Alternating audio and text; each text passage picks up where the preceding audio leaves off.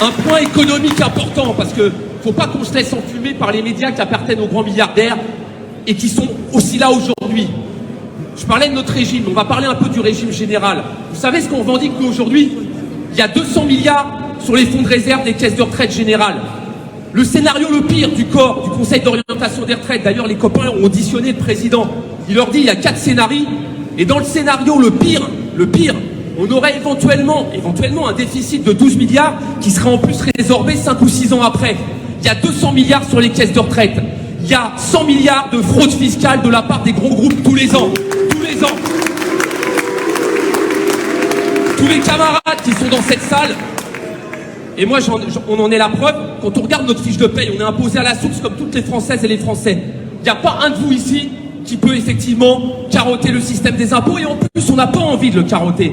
Parce que si l'impôt il était bien utilisé, ce qu'on paye irait à la collectivité, aux services publics, à la culture, à l'éducation, à la santé, à l'énergie et tout ça. Ça doit servir.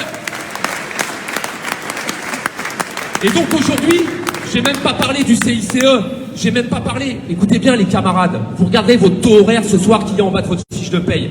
Il y a une étude de l'OCDE c'est pas un organisme CGT ni de gauche. L'OCDE dit aujourd'hui qu'en France, chaque travailleur en moyenne produit 70 € bruts de richesse par heure. On est à 35 heures, sur un mois, vous savez à quoi ça correspond? Ça correspond à un salaire de 9 800 € bruts. Voilà ce que vaut la classe ouvrière en France, et voilà ce qu'il faut qu'on aille chercher. Il est hors de question qu'on fasse un pas en arrière face à eux. Hors de question.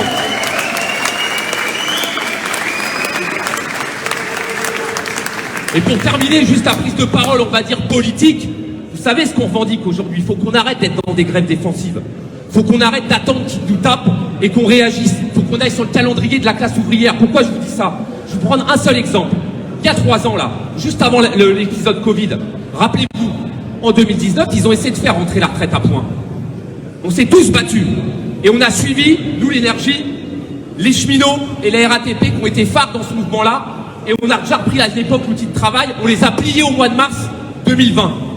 3 ans après, ils reviennent et ils nous proposent, entre guillemets, une contre-réforme qui va nous sabrer, qui va nous défoncer, parce que ce que je vous ai pas dit, aujourd'hui là, quelqu'un qui gagne 2500 € brut, s'il part en retraite chez nous, j'ai fait le calcul, il part avec 1870 € net de retraite.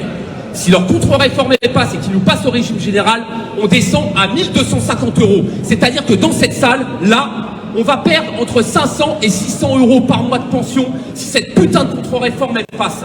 Et donc nous, ce qu'on revendique aujourd'hui, c'est pas seulement notre petit précaré.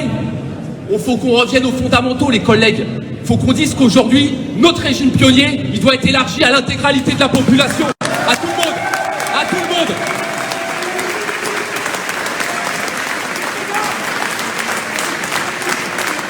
Aux copines de la santé, aux copains de la santé qui nous ont portés à bout de bras, aux copines et aux copains caissières dans les hyper qui nous ont fait bouffer pendant tout le confinement, à tous les salariés qui sont exploités, à tous les salariés qui n'ont pas de statut, à tous les précaires. Aujourd'hui, c'est nous qui tenons le pays. Si demain, regardez, nos directions, Macron, il peut se mettre en grève, personne ne le verra. Quand la classe ouvrière, elle bouge, quand elle se met en grève, il n'y a plus rien qui tourne dans ce pays. On est les essentiels, on va gagner, les camarades.